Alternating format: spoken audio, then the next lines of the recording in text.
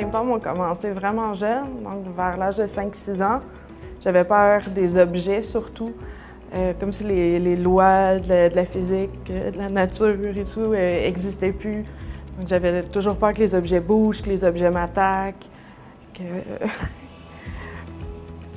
la gravité n'existe plus.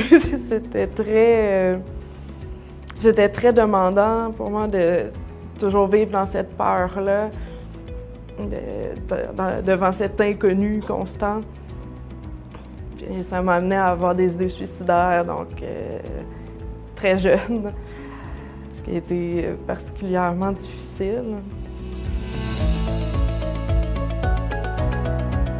J'ai décidé moi-même d'aller chercher de l'aide. Je me sentais vraiment en état de panique, là. Je voyais plus comment je pouvais concilier tout ça dans ma vie, comment je pouvais continuer à vivre comme ça. Je me suis retrouvée à l'urgence, en pleine crise, en automutilation. On m'a retourné chez moi avec mon nom sur une liste d'attente. Ça a pris plusieurs mois avant qu'on me rappelle, donc avant que j'aie des rendez-vous vraiment avec un psychiatre. Je me sentais pas à ma place. J'avais pas l'impression qu'on cherchait à m'aider. La discussion allait pas dans le même sens pour les deux personnes. J'avais beaucoup de difficultés avec la médication qu'on me proposait. Je trouvais que les effets secondaires étaient plus dérangeants que les symptômes.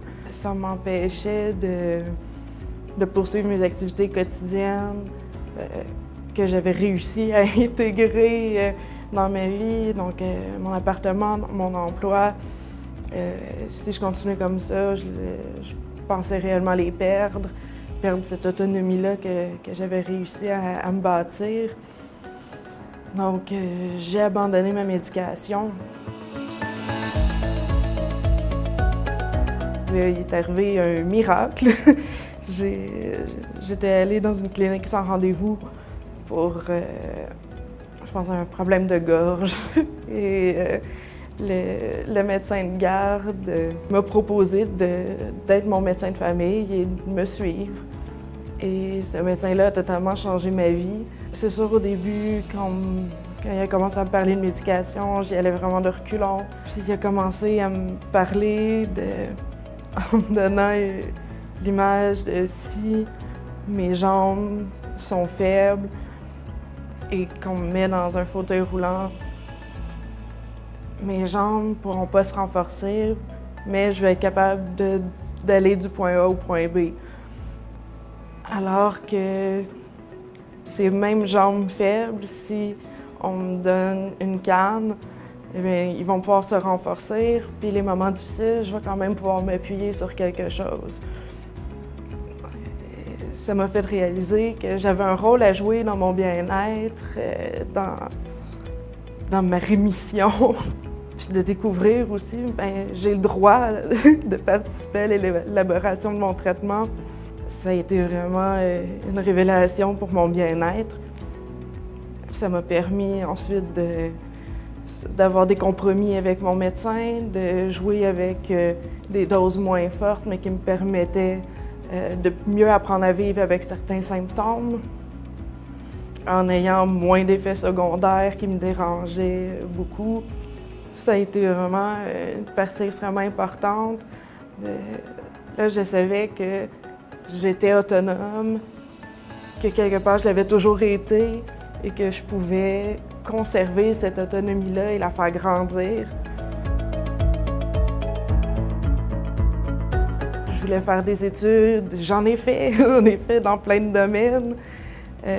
Ça, c'était pas toujours facile, j'ai changé de domaine souvent parce que j'ai dû abandonner des sessions, parce que les épisodes psychotiques revenaient.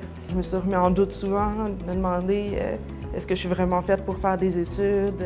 Est-ce que la maladie, c'est quelque chose en contradiction avec mes rêves, mes buts? Ça n'a rien à voir. Tout le monde a des difficultés, les miennes sont différentes. Puis chaque tentative, il n'y a jamais rien de perdu. On sort de chaque expérience avec des outils différents. On a toujours plus d'outils dans notre coffre, ça nous permet de faire face à tellement plus de nouvelles situations. C'est ce qui m'a permis finalement de passer les 5 dernières années dans un programme qui me passionne. Je suis rendue à la maîtrise en philosophie, dans laquelle je travaille sur un projet pour protéger les droits des personnes psychiatrisées, les aider à réaliser, comme moi je l'ai fait il y a plusieurs années, qu'on peut avoir la vie dont on rêve. Ma vie aujourd'hui ressemble tellement pas à ce que j'imaginais quand j'étais plus jeune.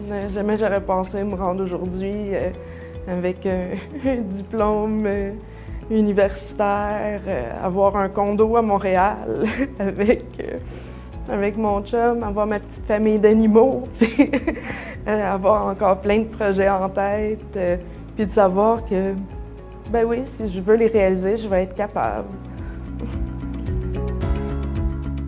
C'est en agissant rapidement et en aidant à dépister les signes avant-coureurs de la psychose que vous pourrez avoir le plus grand impact dans l'amélioration de la qualité de vie de la personne touchée ainsi que de sa famille.